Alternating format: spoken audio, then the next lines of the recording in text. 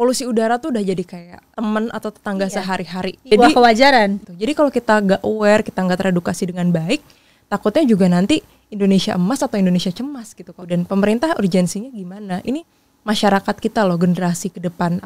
Apakah kita memang didesain untuk gampang sakit, terus kemudian kognitifnya jadi rendah karena polusi udara tuh menurunkan angka IQ. Jadi civic education kita juga kurang gitu. Jadi bisa jadi mereka jadi nggak tahu apa yang bisa mereka lakukan sebagai warga negara. Menurut aku ini bukan cuma ngomongin polusi udara aja, tapi ini ngomongin hak kita sebagai manusia ya, hak dasar, human rights.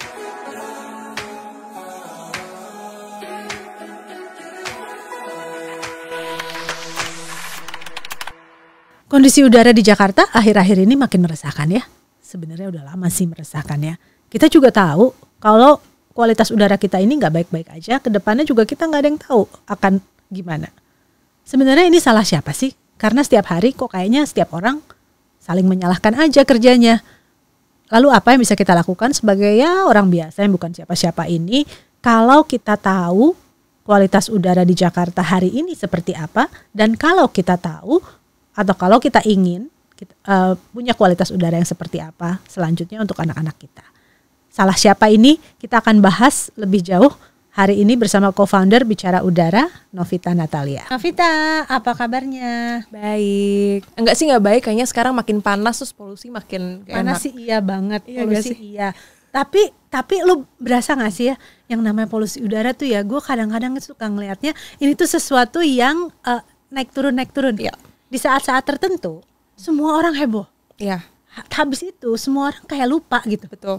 Ngerasa kayak gitu gak? Iya, karena kadang-kadang kalau musim kemarau polusi udaranya tinggi, isu polusi udaranya naik. Tapi ketika lagi musim hujan, banjir, musim banjirnya yang akhirnya naik ke berita. Iya, terus orang tuh kayak nggak ada yang ngomongin lagi tentang betapa buruknya polusi udara. Iya kan? Banyak itu jadi masalah sih, maksudnya bukan jadi masalah, tapi kayak jadi ini orang nggak ngomongin polusi udara, terus akhirnya nanti pemerintah menganggap bahwa oh ini isu udah nggak penting lagi, iya, ini udah lewat, giliran nanti lagi rame lagi, apa yang harus kita lakukan kayak gitu. Iya.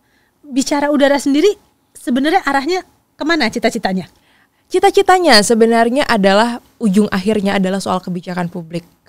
Kita ngomongin ada dua pilar lah ya, satu public education, satunya lagi adalah policy advocacy. Nah kalau dari public education sebenarnya di Bicara Udara, dan kita ngeliat konteks Indonesia ya, Indonesia tuh harus viral dulu, baru akhirnya pemerintahnya mau ngelakuin sesuatu nih. Kalau nggak viral, walaupun sesuatunya juga belum tentu tepat ya. Iya tapi benar. Paling nggak ada sesuatu. Paling nggak ada sesuatu dan kita sudah melakukan gitu. Jadi tujuannya Bicara Udara memang sebenarnya pada akhirnya adalah kebijakan publik gitu. Kita ngomong di best case di negara-negara lain gitu, kayak di UK atau misalnya di US atau misalkan China. Beijing dulu tuh sering banget menempati posisi kota dengan polusi udara paling buruk. Tapi sekarang dia udah turun, dia udah tahu gimana kebijakan pemerintahnya, udah tahu apa yang harus dilakukan.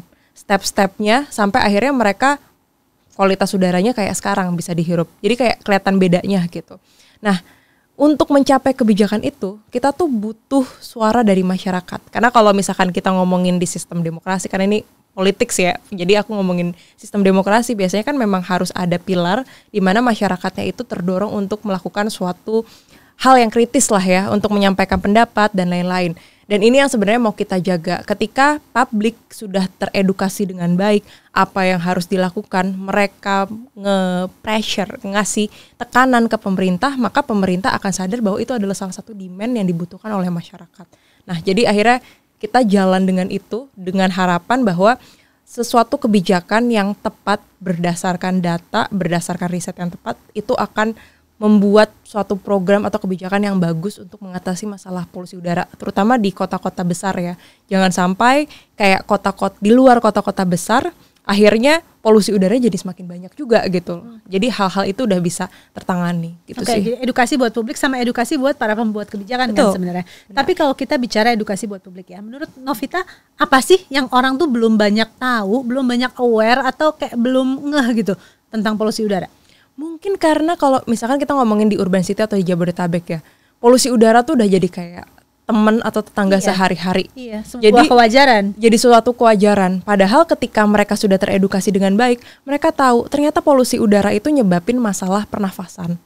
Terus kemudian masalah jangka panjangnya adalah bisa penyebab kardiovaskular. Kita ngomongin polusi udara ini agak sedikit edukasi singkat. Jadi polusi udara itu ada dua, satu berbentuk gas, satunya lagi berbentuk partikel halus. Nah, partikel halus ini dia punya ukuran-ukurannya. Yang sekarang diomongin di dunia internasional itu adalah PM 2.5 atau PM particulate matter ukuran 2,5 mikron. Nah, dulu kalau kita di pelajaran biologi itu kan bulu hidung kan tujuannya untuk menyaring. Nah, partikel PM 2,5 ini itu masuk ke bulu hidung tuh nggak bisa disaring. Jadi langsung masuk ke sistem pernafasan dan akhirnya ke aliran darah.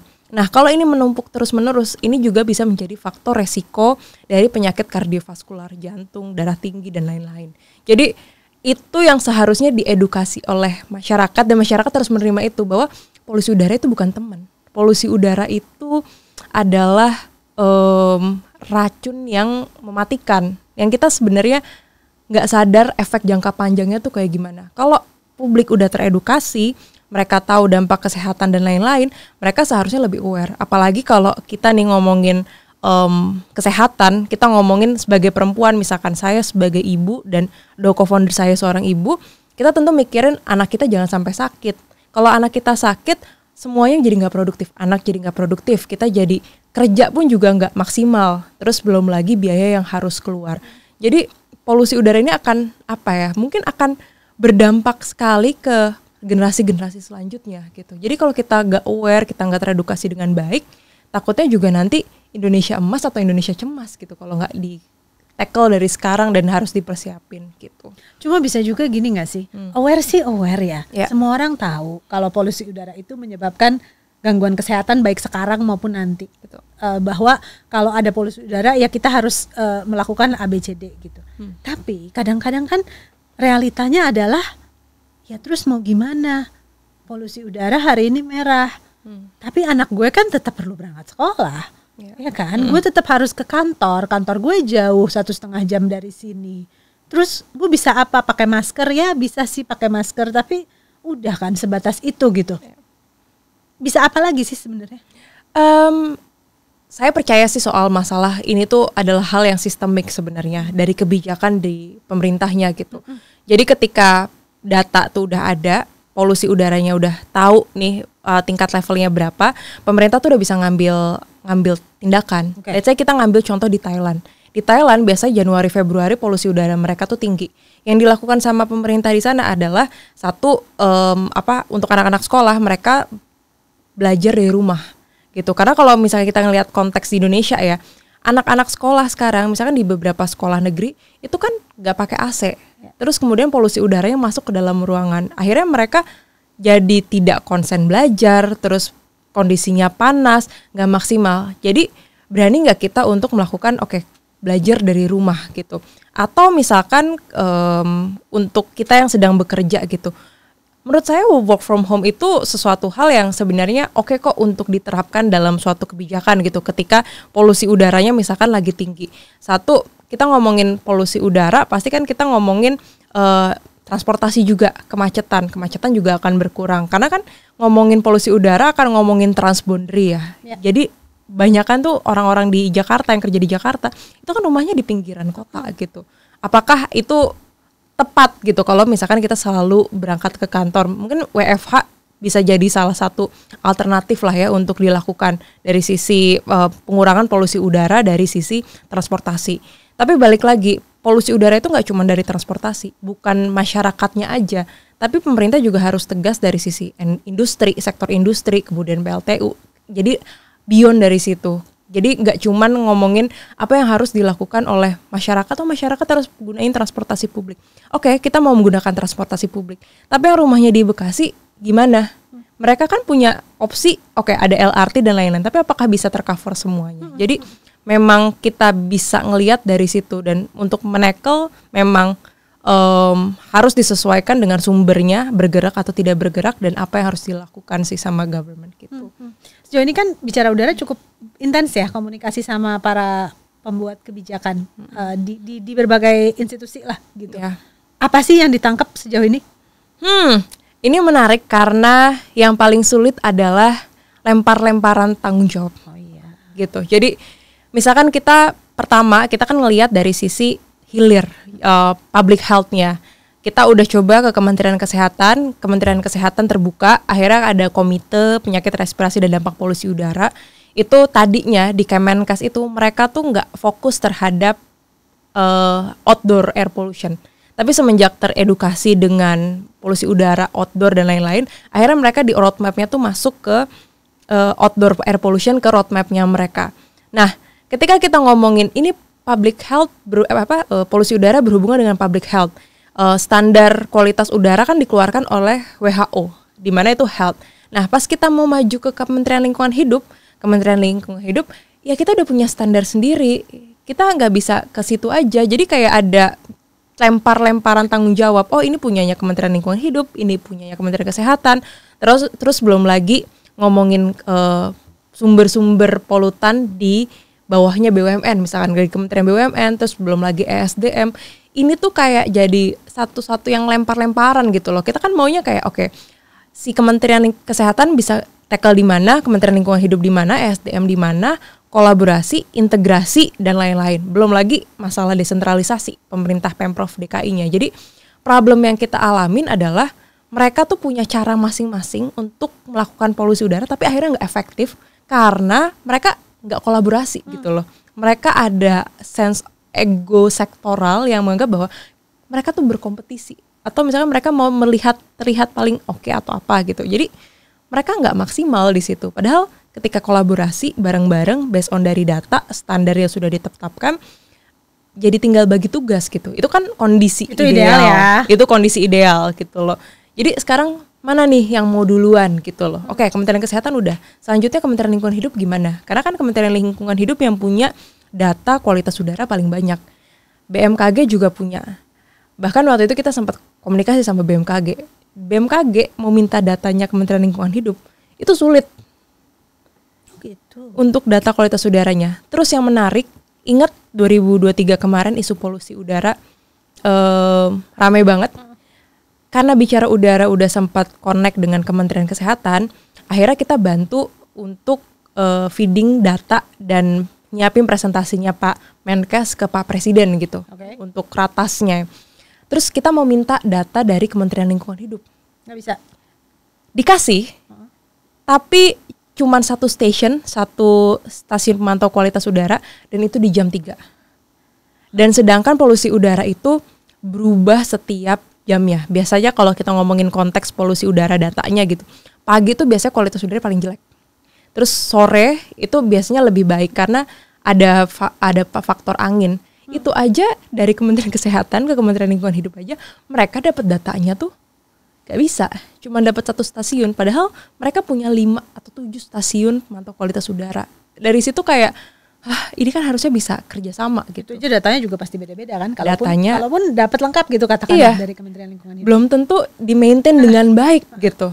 Karena alatnya kan mahal dan bener-bener butuh hal yang teknis. Apakah di-maintain dengan baik gitu. Jadi lucu sih. Maksudnya kayak akhirnya ini susah juga ya. Karena pada akhirnya beda-beda gitu. Dan balik lagi, kita ngomongin sekarang banyak apps kualitas udara gitu. Yeah. Kita bisa ngelihat. Harusnya kan untuk memberikan early warning system tanggung jawabnya pemerintah gitu. Dan ketika pemerintah tahu ada sensor atau perusahaan yang menyediakan ini, seharusnya jangan dimusuhin. Seharusnya ada jalan tengah, yaitu melakukan co-location. Emang ada yang dimusuhin?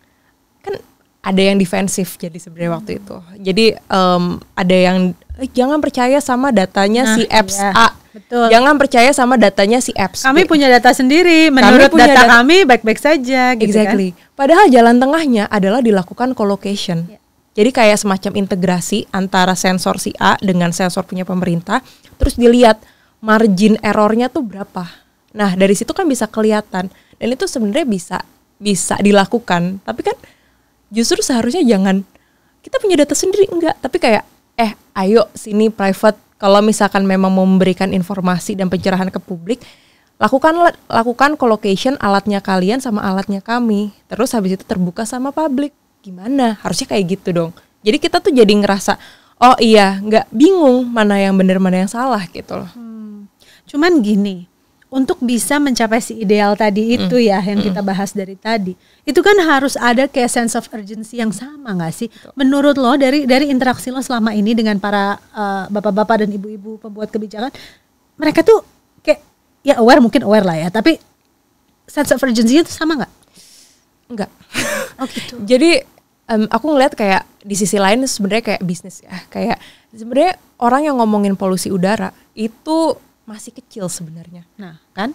Iya. Demand-nya tuh belum kebentuk lah. Biasanya kan kita ngomongin demand and supply gitu. Ini dari masyarakatnya ya maksudnya? Dari masyarakatnya. Okay. Masyarakatnya juga masih banyak yang belum aware, tapi kayak ya udahlah gue tetap harus kerja, gue harus tetap ini dan segala macam. Jadi kayak menganggap bahwa polusi udara adalah hal yang biasa, atau misalkan atau kayak, ya sesuatu yang ya mau gimana lagi gitu ya kan. mau gimana lagi, padahal kalau merekanya ada apa ya, kalau mereka mau speak up, mereka teredukasi dengan baik kan mereka akan ada public pressure gitu loh untuk ke pemerintah. Dan biasanya pemerintah itu selalu memantau dari monitoringnya mereka. Nah, karena mereka ngelihat ini cuman sebagian kecil yang berisik dan ngomongin ini, jadi mereka menganggap bahwa this is not priority gitu. Ini masyarakat masih cuman sedikit kok yang ngerti soal isu ini dan segala macam gitu. Jadi akhirnya mereka menganggap bahwa oke, ini bukan prioritas kita. Itu satu dari sisi demand. Kedua, ini kan bukan kebijakan yang populis sebenarnya dibanding aku takut salah ngomong nanti. Ini apa namanya, kebijakan yang bukan populis gitu loh. Kebijakan yang justru akhirnya misalkan ERP gitu. ERP, electronic road pricing kan dimahalin gitu kalau misalkan di jam-jam tertentu. Orang pasti akan balik lagi ke masalah ekonomi dan lain-lain. Ntar problemnya jadi lain lagi. Problemnya jadi lain lagi gitu. Atau subsidi, ya itu kan seksi. Soal mobil di atas 10 tahun itu loh. Oh iya, ya, kan? mobil 10 di atas 10 tahun itu juga jadi ini. Padahal kan sebenarnya kita ngomongin gimana nih yang baik gitu. Atau kita ngomongin deh mana subsidi untuk bensin gitu. Sekarang banyak kok mobil-mobil yang bagus-bagus gitu ya. Pakai bensin yang paling murah. Pakai bensin paling murah. Kayak gitu-gitu. Jadi itu kan balik lagi ya, edukasinya tuh belum ada. Jadi kayak pemerintahnya kayak ya udahlah, masyarakat kita aja masih pakai mobil keren tapi ngisinya yang paling murah, yang subsidinya paling banyak gitu. Terus kedua ya, itu bukan sesuatu hal yang populis. Jadi kadang-kadang tuh itu masalahnya. Tapi mereka nggak ngelihat kayak ini tuh bisa memakan anggarannya kalian. Let's say kita ngomongin BPJS kesehatan. Ada 4 penyakit yang sebenarnya penyakit pernafasan yang sumbernya itu salah satunya itu dari polusi udara. Itu BPJS dari data komite itu 18 triliun dari tahun 2018 sampai tahun 2020. Jumlah klaimnya? Jumlah klaimnya untuk penyakit pneumonia. Okay. Terus pneumonia, kanker paru, TB, ISPA sama asma 5. Itu klaimnya 18 triliun. Dari tahun 2018 sampai 2022. Itu kan banyak gitu. Tapi nggak sebanyak program yang lain mungkin ya. Tapi itu 18 triliun bisa digunakan buat hal yang lain gitu loh. Jadi kita juga ngelihat cost and benefitnya juga. Costnya ya itu pengeluaran soal BPJS terkait penyakit respirasi. Itu baru BPJS. Tergantung cost benefitnya dari perspektif siapa. Exactly ya sih, kan? benar. Karena ada juga loh yang dapat benefit dari tingginya. Agree. Itu ya enggak? Yes, agree. Makanya sekarang aku nggak tahu sih, kemarin baru banget kan BPJS jadi satu. Itu kan juga kelasnya jadi satu. Itu kan benefitnya ke siapa lagi gitu. Tapi ini balik lagi nih. Jadi kita ngelihat bahwa polusi udara itu tuh ada yang kelihatan, cost yang terhitung tuh ada 18 triliun itu. Itu baru dari BPJS. Belum dari klaim asuransi yang lain. Belum dari kalau dia keluarin uang sendiri, nggak pakai asuransi atau apapun gitu. Itu belum kehitung gitu. Jadi kita ngelihat itu bebannya tuh ada di situ, dan pemerintah urgensinya gimana? Ini masyarakat kita loh, generasi ke depan. Apalagi kita ngomongin kepadatan penduduk paling banyak di urban cities gitu misalkan. Dan anak-anak kita, anak-anak nanti di masa depan gimana gitu. Kalau mau kayak gini terus, apakah kita memang didesain untuk gampang sakit, terus kemudian kognitifnya jadi rendah? Karena memang ada beberapa penelitian kognitifnya tuh karena polusi udara tuh menurunkan angka IQ. Jadi biasanya kalau kita tes IQ, rata-rata Indonesia berapa paling kecil kan? Jeblok kan? Terus dikurangin lagi gara-gara masalah lingkungan, polusi udara. Kurangin lagi gara-gara masalah nutrisi. Dikurangin lagi masalah pendidikan banyak banget, banyak pengurangan. Jadi gimana? Apakah kita memang didesain untuk terus? Jangan-jangan. Bisa jadi. Iya, itu sangat masuk akal. Iya, padahal kayak kita kan mau jadi Indonesia emas 2045. Dengan kondisi yang sekarang, apakah kita bisa jadi Indonesia emas 2045? Apa kita memang didesain untuk seperti ini? Atau kayak akhirnya dengan kondisi masyarakat yang kayak gitu, ketika kita mau kritis sendiri, sok kritis loh.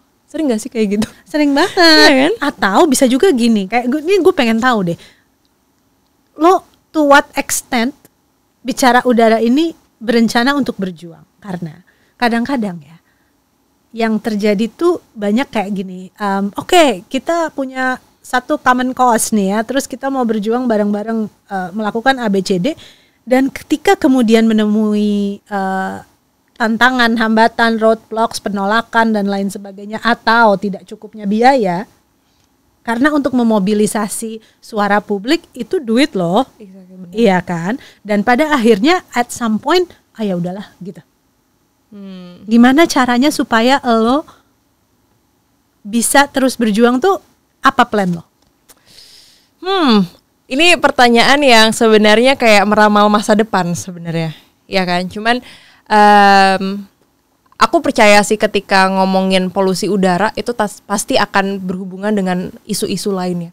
Pada akhirnya ini isu mungkin akan berkembang, nggak cuma ngomongin polusi udara, tapi ngomongin kualitas hidup.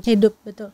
Kalau misalkan kita mau ngomongin kualitas hidup, kita harus menghirup udara yang bersih, kita harus mendapatkan akses air yang bersih, terus kemudian kita mendapatkan macam-macam. Jadi buat aku ini sebenarnya walaupun nanti ngomongin entity ya, bicara udara akan kemana dan lain-lain, menurut aku ini bukan cuma ngomongin polusi udara aja, tapi ini ngomongin hak kita sebagai manusia ya, hak dasar, human rights, hak hidup kita, hak hidup generasi yang akan datang, dan bagaimana ini tuh bisa jalan. Jadi buat aku sih kayaknya mau bagaimanapun bicara udara, ini bukan perjuangan soal masalah udara aja, tapi ini adalah perjuangan kualitas hidup kita, kualitas hidup anak-anak kita dan lain-lain. Yang makanya sebenarnya ketika lo tadi bilang harusnya para pembuat kebijakan ini berkolaborasi, harusnya elemen-elemen masyarakat kan juga berarti iya kan? Karena untuk mereka yang peduli akan kesehatan, untuk mereka yang peduli dengan quality of life atau apapun gitu, transportasi dan lain sebagainya gitu kan, harusnya itu juga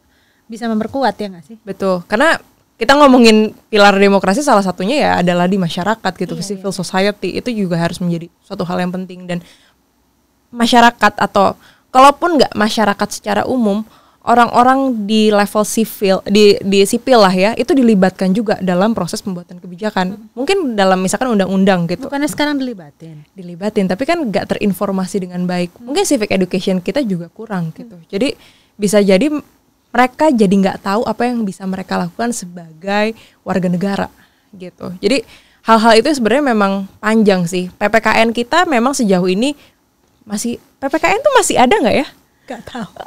Kayak pelajaran civic education kan sebenarnya juga harus nggak ke situ loh, tapi PPKN kalaupun ada di Indonesia nggak ke situ, lebih kayak ke apa ya? Aku juga udah agak lupa. Tapi kan sebenarnya civic education kan adalah bagaimana kita sebagai warga negara bisa berkontribusi untuk negara dan tahu prosesnya kayak gimana gitu.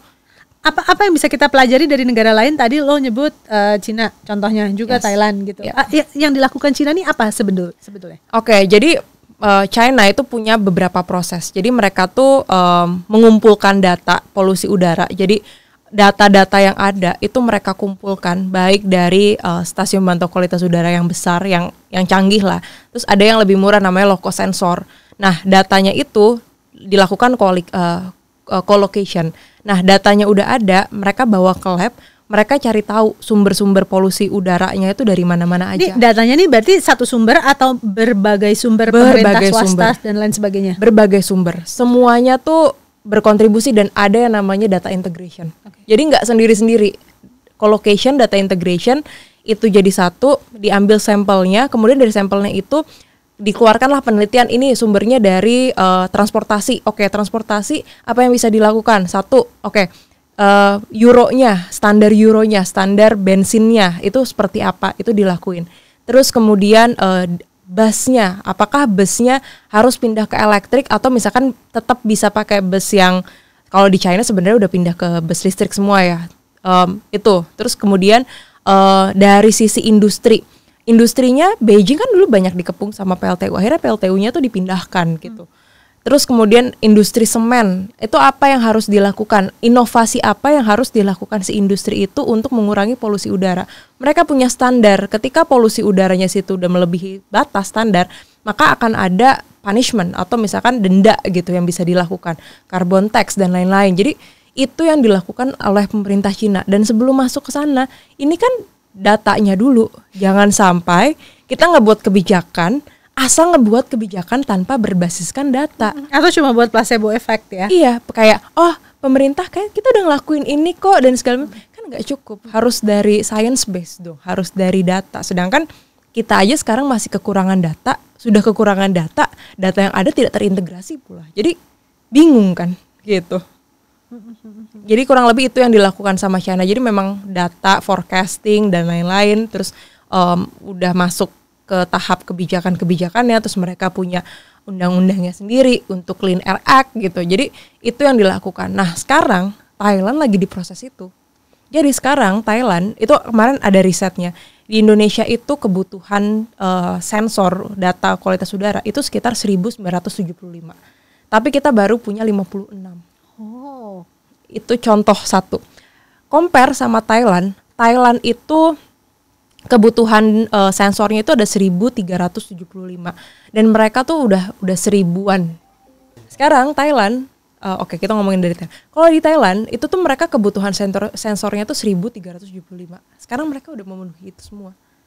Jadi mereka udah dalam proses datanya yang bagaimana cara kita mendapatkan datanya, mereka sensornya udah ada. Sekarang mereka dalam proses adalah ini polusi udaranya tuh dari mana aja. Jadi mereka udah dalam tahapan itu. Dan gue kebayang tuh kalau di kita ya nanti pas zamannya harus ada pengadaan sensor, semangat tuh semua pengadaan sensor bahkan lebih dari yang dibutuhkan. Habis itu pengadaan data center untuk pos pemantauannya. Habis itu udah. Habis itu maintenance-nya. Habis itu sepi. Aku tadi udah cerita belum ya? Yang tadi aku cerita soal ratas yang soal ngomongin data. Kita nggak tahu itu datanya di maintenance dengan baik nggak? Jangan-jangan alatnya asal data gitu. Kita kan nggak tahu juga gitu loh. Sedangkan kayak itu problemnya di situ. Kayak kita udah alokasiin buat data sensor dan lain-lain segala macam. Tapi maintenance-nya gimana? Ini aku juga nggak tahu apakah data yang ada kemarin itu beneran nggak? Udah cuma satu stasiun. Terus kemudian kita nggak tahu datanya bener apa enggak. Ini ngomong ya, kalau di US Embassy, boleh nggak sih? Boleh lah ya. Boleh dong. Kalau di US Embassy, mereka tuh punya data real time yang kita tuh bisa download dan kita bisa analisis data sendiri. Jadi kalau misalkan ada researcher yang mau ngambil data kualitas udara dari US Embassy, itu bisa diakses. Itu open for public. Jadi itu bisa digunakan. Tapi kalau di kita enggak. Terakhir tuh aku ngeliat kalau di Jakarta itu kayak masuk retribusi, jadi harus bayar. Hah? Gimana? Jadi kalau misalnya di Jakarta untuk mendapatkan data mentah itu secara real time itu masuknya retribusi. Jadi kita harus bayar ke aku nggak tahu ya proses ininya, tapi ke DLH tuh di situ ada aturannya. Jadi harus bayar gitu. Jadi kalau kita nih di kapasitas akademisi gitu ya, mau meneliti tentang sensor kualitas udara itu harus bayar. Oh gitu. Jadi gimana kita mau ini masalah edukasi lagi nih. Para periset, dosen-dosen yang mau ngelakuin riset, mereka kan belum tentu punya budget yang gede gitu. Ketika mau ngambil data kayak gitu untuk diteliti, susah jadinya. Ketahan sama bayar retribusi, dan retribusinya juga bisa mahal gitu loh. Jadi belum tentu mengembangkan untuk kita lebih based on dari scientific jadi susah gitu. Sedangkan kalau kita ngomongin di US Embassy, waktu itu aku pernah ngambil datanya dan aku pernah olah gitu. Nanti dalam bentuk CSV atau Excel. Jadi gitu kita tinggal milih gitu mau periode kapan sampai kapan. Yes, periodenya dari kapan. Cakupan areanya di mana gitu. Iya, jadi aku tuh pernah ngambil data US Embassy itu tuh dari tahun 2014 kita bisa ngecek. Dan di situ memang ada data errornya gitu loh. Jadi nanti kita tinggal pilih data dan lain-lainnya yang data error tuh gimana. Tapi itu bisa diakses dari tahun 2014-2015, bayangin. Sedangkan kalau kita nggak tahu nih yang punya pemerintah tuh gimana. apa kabar gitu loh. Udahlah bayar retribusi, nggak Sudah tahu bayar datanya retribusi, bener tidak enggak, data gitu. bener apa enggak gitu. Oke lah kalau misalkan datanya ada errornya gitu. Tapi kan kita bisa lihat kan, oh ini jam segini mungkin mesinnya mati atau apa dan segala macam. Tapi ini jadi mereka pun kalau kita mau mintain data, mereka tuh itu yang error-error tuh harus mereka keluarin dulu dan segala macam gitu. Padahal kan coba aja buka, nanti kita yang pilihin datanya gitu. Bisa kelihatan seberapa efektif itu sensor atau seberapa pemerintah itu memaintain dengan baik alatnya gitu. Itu kan bisa kelihatan dari situ. Oke, bicara data dari yang hasil yang lo udah dapetin aja lah selama ini gitu ya.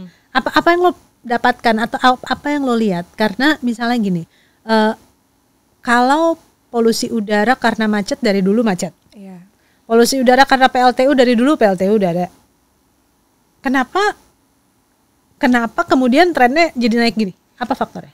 2019 boleh dicek di Google, di 2019 itu polusi udaranya itu juga tinggi. Oke. 2023 kemarin tinggi. Nah itu faktornya juga karena memang angin, ada faktor iklim juga lah, namanya El Nino. Jadi musim kemarau gitu. Kalau tahun 2020-2021 itu La Nina. Jadi anginnya tuh banyak yang berhembus. Nah kalau kita ngomongin El Nino itu tuh anggaplah kayak gini. Faktor polusi udara itu bisa berpengaruh dari kecepatan angin. Jadi ketika ada angin, itu tuh polusi udaranya tuh menyebar. Bisa jadi pindah ke daerah lain dan segala macam. Jadi kelihatannya bersih dan lain-lain. Nah, ketika El Nino musim kering ini itu nggak ada angin, akhirnya mereka tuh polusi udara yang terbentuk dari industri, dari transportasi dan lain-lain itu tuh semakin nggak kemana-mana. Jadi mereka tetap ada di lapisan atmosfer yang ini. Nah, ini juga sebenarnya berkaitan dengan climate crisis, perubahan iklim dan lain-lain. Jadi ini tuh kayak salah satu faktor yang banyak hal penyebabnya. Jadi penyebab yang disebabkan oleh manusia karena aktivitas manusia semakin banyak, terus disebabkan juga oleh kondisi iklim yang disebabkan oleh krisis yang sekarang ada gitu. Jadi sampai akhirnya aku pernah ngerasa pesimis, ini kayaknya kita tinggal nunggu ini aja deh, karena bumi kita juga nggak baik-baik aja gitu. Jadi faktornya sebenarnya banyak dan bukan faktor tunggal. Kalaupun kita bisa ngelakuin, kalau misalkan tidak ada El Nino, apa yang kita bisa lakukan dari sisi faktor penyebab manusianya? Berarti dikurangin kan sumber-sumber polusi udaranya, karena faktor iklim ini nggak bisa kita apa-apain. Kita udah dalam kondisi krisis iklim yang udah parah banget gitu, dan mungkin akan parah lagi. Dan sekarang gimana caranya ini nurunin dari sisi aktivitas manusianya gitu. Bicara udara, project yang menurut lo paling besar impactnya itu apa? Yang satu yang udah pernah kejadian itu adalah Sengal. Kita punya film dokumenter namanya Sengal, bisa di YouTube. Itu kita menceritakan tentang cerita dua korban akibat polusi udara. Jadi yang satu dia dari kelas ekonomi yang mapan lah ya. Ketika dia sakit, dia bisa berobat ke luar negeri. Sedangkan yang satu dari kondisi keekonomi yang sebenarnya nggak cukup. Kenapa? Karena ketika sakit, akhirnya dia meninggal. Ini ngambil dari POV dari orang tuanya. Terus ada anaknya juga dan anaknya masih kecil. Jadi akhirnya sekarang anaknya itu tinggal sama neneknya karena ibunya sudah meninggal. Nah di film Sengal itu ada expert-expert juga dari dokter dan lain-lain. Dokter, terus kemudian ada profesor, terus kemudian ya ada beberapa expert lah ya. Itu salah satu project kita yang udah pernah kita lakuin. Tapi mungkin the next-nya nanti ada conference di bulan Agustus 2024 ini. Itu sebenarnya tujuannya adalah melakukan edukasi ke publik. Ini yang Biru Voices Conference ya? Biru Voices Conference. Jadi Biru Voices Conference ini kita memang awal targetnya perempuan dan ibu. Kenapa? Karena menurut kami sebagai co-founders Bicara Udara yang perempuan, itu perempuan itu punya peranan besar dan paling signifikan gitu. Jadi kita mau mengumpulkan para perempuan ini, boleh nanti ayah-ayah untuk datang dan pasangannya untuk datang. Itu di situ akan dikasih tahu tentang air pollution itu apa. Terus kemudian dampaknya terhadap kesehatan apa. Dan yang sebenarnya paling menarik adalah di situ kita akan memanggil calon gubernur di Jakarta ataupun di Jawa Barat supaya kita bisa tahu nih, mereka prioritasnya mereka ke isu polusi udara gimana? Karena ngomongin polusi udara itu ngomongin transboundary. Jakarta nggak bisa berdiri sendiri. Tapi kalau baru mau maju sih jawabannya pasti bagus-bagus dong. Iya, makanya sih sebenarnya kita bisa challenge dari pasti yang mau maju di Jakarta atau Jawa Barat udah pernah punya track record sebelumnya kan. Nah itu yang sebenarnya bisa kita cek tuh, kita challenge lah ya.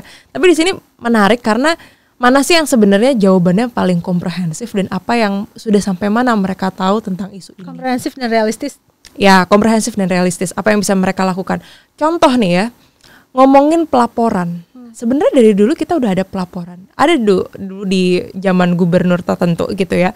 Dia punya tim khusus untuk mengeksekusi laporan yang masuk dari warga harus dilakuin kayak gimana. Terus dia selesai digantikan dengan gubernur yang baru, ternyata itu hilang. Kita ngomong pelaporan itu apa? Contohnya adalah pelaporan bakar sampah gitu. Orang banyak yang lapor bakar sampah tapi sekarang dikemanain? Apakah harus viral dulu di sosial media ada pembakaran sampah gila-gilaan baru mereka mau ngedenda dan itu juga cuma satu titik itu. Itu cuma satu titik itu, berapa banyak lagi gitu loh. Jadi itu yang paling kecil ya. Tapi kan selanjutnya itu kan apa yang bisa mereka lakukan? Kita ngambil contoh lah ya. Ada gubernur yang DKI Jakarta yang kemarin maju jadi presiden gitu. Dia tahu, jadi ada namanya citizen lawsuit. Citizen lawsuit itu gugatan masyarakat Jakarta terhadap isu polusi udara. Dari semua aktor yang tergugat, cuman dia yang nggak mengajukan banding. Oke. Jadi dia kayak Jakarta memang sumber polutan dan apa yang bisa kita lakuin selanjutnya. Sisanya tuh ngajuin banding tuh Kementerian Kesehatan, Presiden, Kementerian Lingkungan dan Hidup dan lain-lain. Oke, ini adalah satu bentuk optimisme lah ya, kayak wah ini kayaknya minimal ngerasa lah ya. Iya, kita menerima kok, kita nggak menggugat balik dan lain-lain. Terus the nextnya mereka kan harus nyiapin kayak strategi pengendalian pencemaran udara. Nah, strategi pengendalian pencemaran udara itu ternyata sudah dibantu disiapkan oleh teman-teman dari NGO yang lain nih. Nah, itu udah sampai masuk draft peraturan gubernur. Nah, tapi ternyata hingga akhir dia selesai, itu peraturan gubernurnya itu gak ditandatanganin. Peraturan gubernur tentang pengendalian pencemaran udara. Pas saya tanya, saya waktu itu dapat kesempatan untuk ketemu sama beliau di acara publik dan saya tanya, kenapa peraturan gubernurnya nggak ditandatanganin? Padahal ini kan salah satu legitimasi Anda sebagai kepala daerah gitu. Dia ngomong panjang, ujungnya dia nggak aware dengan pergub itu. Padahal pergub itu terlahir udah sampai di Biro Hukum. Dan ketika beberapa waktu lama isu polusi udara naik, ngetren dan lain-lain, itu pergubnya turun jadi keputusan gubernur yang which is secara hukum dia lebih rendah dibanding pergub. Akhirnya ditandatanganin ketika isu ini lagi viral dan naik dan bilang kayak kita sudah membuat dan kita sudah menandatangani keputusan gubernur tentang pengendalian pencemaran udara. Padahal harusnya pergub dan sudah disiapkan dari jauh-jauh hari. Seandainya si pergub ini ditandatangani benar, efeknya apa? Ini mengatur apa? Ini mengatur bagaimana polusi itu di sumber-sumber polusi. Jadi mereka tuh ngebagi sumber polusi bergerak, sumber polusi tidak bergerak. Sumber polusi bergerak tuh dari transportasi dan lain-lain. Jadi ini bisa mengatur kayak uji emisi harus dilakukan. Ketika uji emisi dilakukan, dia gagal, tarif parkirnya akan lebih mahal. Kemudian pajaknya akan lebih mahal. Terus kemudian standar euronya kayak gimana? Kalau misalkan dari sumber yang tidak bergerak, which is berarti itu dari industri, itu industri kan harus punya standar untuk memenuhi kualitas udara yang polutan yang keluar dari cerobong asapnya. Kalau misalkan ada tingkat tertentu, mereka tuh bisa didenda. Nah, ini itu bisa diatur di situ. Tapi ternyata enggak gitu loh. Jadi enggak selesai dan sekarang di Kepgub tuh kayak cuman enggak dilakuin apa-apa. Aku juga nggak tahu sekarang udah sampai mana karena kalau Kepgub itu kan lebih mengatur internal di pemerintah DKI ya kayak gitu. Jadi sayang banget sebenarnya kan kayak pergub ini bisa jadi salah satu legitimasi terus kemudian bisa dilanjutkan dengan program-program atau kebijakan-kebijakan teknis lainnya gitu. Tadi tuh lo ngomong soal bakar sampah ya, gue tuh jadi ingat. Gue tuh sampai sekarang nggak tahu apa yang harus gue lakukan kalau gue menemukan ada orang yang bakar sampah. Gue sering banget ngerasa terganggu ketika kemudian lagi lari gitu ya pagi atau misalnya jalan kaki gitu ya. Ada satu titik di Bintaro, di situ ada rumah yang sebenarnya bukan bagian dari kompleks Bintaro, semacam rumah penduduk gitulah ya, yang agak semacam di luar gitu. Itu selalu bakar sampah di tempat yang sama dan asapnya heboh. Itu asapnya lari ke area tempat ada banyak kakek-kakek, nenek-nenek, anak kecil di stroller dan lain sebagainya gitu. Kemudian saking gemesnya waktu itu gue carilah gitu. Sebenarnya ini tuh aturannya gimana sih gitu. Yang gue temukan, gue gak tahu ini benar atau enggak ya. Ini yang gue temukan waktu itu, perda tentang pembakaran sampah itu hanya ada di Tangerang, bukan Tangsel. Sementara itu masuk ke Tangsel pun ada. Gue tuh nggak tahu gitu harus melakukan apa, dan gue yakin ada banyak banget orang yang sama kayak gue. To be honest, Banten itu adalah wilayah yang paling susah untuk government-nya diajak kerjasama.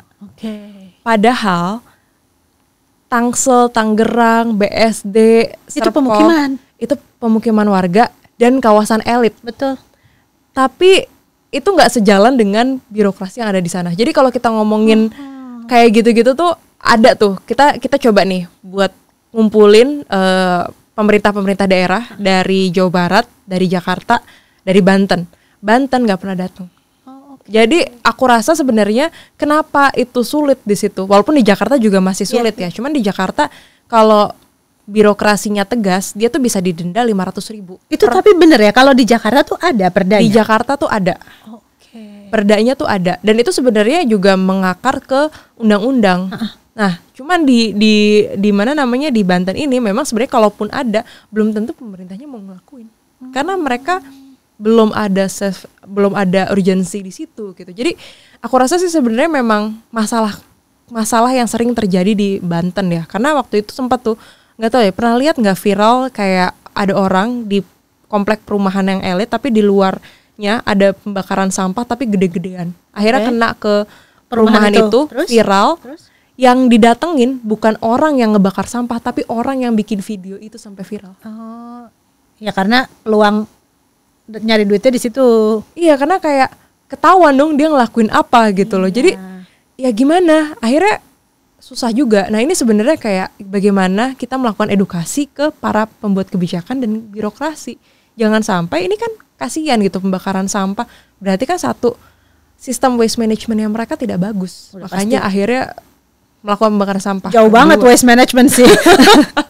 Edukasi dan lain-lain. Kayak gitu. Jadi itu sih yang sangat disayangkan dengan pemerintah kita, seharusnya bisa jauh lebih jauh lebih edukatif gitu loh, atau lebih paham dengan problems dan isu dan apa yang harus mereka lakukan. Jangan sampai mereka kayak datang ke kantor cuman main Zuma, terus habis itu pulang lagi. Terus makan siang dulu. Oh iya, makan siang, terus habis itu main Zuma. Terus kalau misalkan hari Jumat, kalau udah sholat Jumat dah pulang.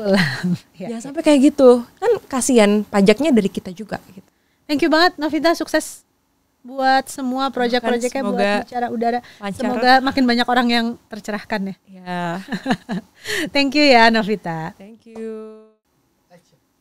Thank you for watching ya. Jangan lupa untuk share, like, subscribe, and comment. Dan kasih tahu kita topik-topik apa yang kalian pingin lihat atau pingin dengar untuk kita bahas di episode-episode selanjutnya. Tiap episode podcast juga akan hadir di Spotify Women Talk. Jadi jangan lupa untuk listen, share, dan follow IG dan TikTok kita untuk tahu update terbaru soal podcast lainnya. Sampai ketemu ya di episode selanjutnya.